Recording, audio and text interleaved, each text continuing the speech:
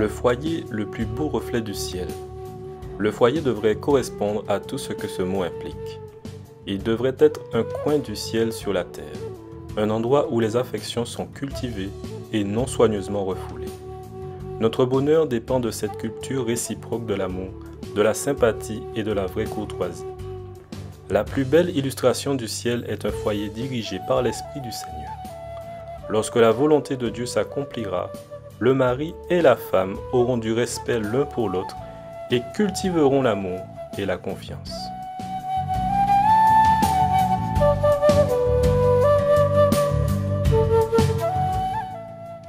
Exprimer l'amour. Je lis dans 1 Corinthiens 13, versets 13 à 14. Maintenant, 3 choses sont toujours là, la foi, l'espérance et l'amour. Mais la plus grande des 3, c'est l'amour. Cherchez avant tout à aimer les autres. Il existe 5 façons différentes de dire « je t'aime » et de comprendre l'amour. On nomme cela les 5 langages de l'amour. Chacun de nous possède certainement un langage de l'amour principal. L'un des 5 langages nous parle plus profondément que les 4 autres. En amour, il est très rare qu'un homme et une femme aient le même langage. Et donc, il est important d'apprendre à connaître le langage de son ou de sa partenaire.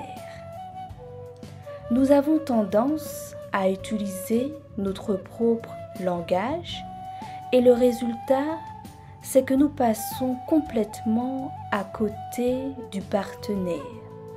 Alors certainement nous sommes sincères et même nous exprimons de l'amour, mais nous ne nous rencontrons pas sur le plan affectif.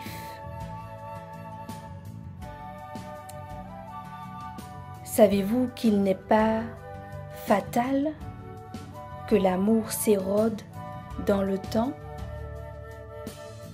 Dans la Bible, la fin de 1 Corinthiens 13 affirme que l'amour est de grande valeur et qu'il durera toujours.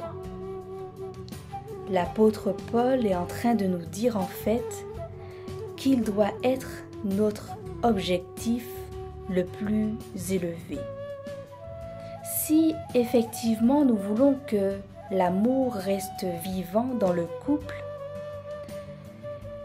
il nous faut apprendre un nouveau langage, le langage de l'amour de Dieu.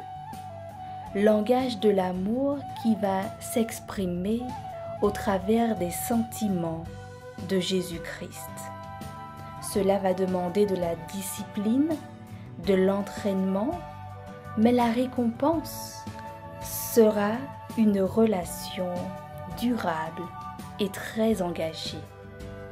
Que Dieu nous ouvre l'intelligence pour que nous puissions nous aimer de tous les langages de l'amour de Christ.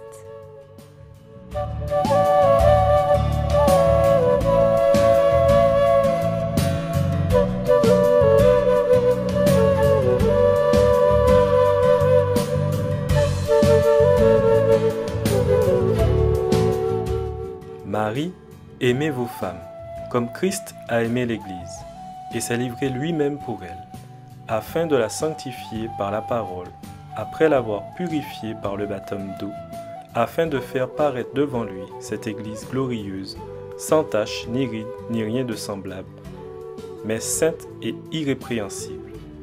C'est ainsi que les maris doivent aimer leurs femmes comme leur propre corps. Celui qui aime sa femme s'aime lui-même, car jamais personne n'a haï sa propre chair, mais il la nourrit et en prend soin, comme Christ le fait pour l'Église, parce que nous sommes membres de son corps. C'est pourquoi l'homme quittera son père et sa mère, et s'attachera à sa femme, et les deux deviendront une seule chair. Ce mystère est grand. Je dis cela par rapport à Christ et à son Église. Du reste, que chacun de vous aime sa femme comme lui-même, et que la femme respecte son mari.